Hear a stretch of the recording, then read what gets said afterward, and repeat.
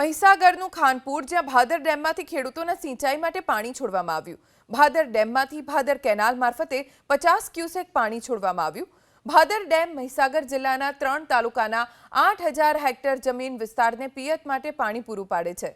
આ વર્ષે સારા વરસાદના કારણે ભાદર ડેમ 100% ભરાયેલો હોવાથી ખેડૂતોને પાણી મળી રહેશે। હાલ 50 ક્યુસેક પાણી છોડવામાં આવ્યું।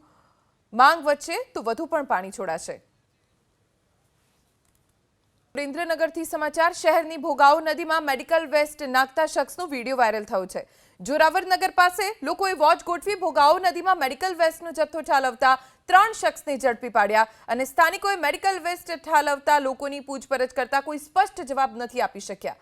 સ્ટ્રેચરમાં લેવાયેલો મેડિકલ વેસ્ટનો જથ્થો નજીકની હોસ્પિટલનો હોવાની આશંકા છે। આટલા મોટા પ્રમાણમાં મેડિકલ વેસ્ટ ભોગાવો નદીમાં ઠાલવવામાં આવ્યો છે, જેનો વિડીયો વાયરલ થતા હવે સ્થાનિકો માંગ કરી રહ્યા છે કે આવા તત્વોની સામે કાર્યવાહી કરવામાં આવે।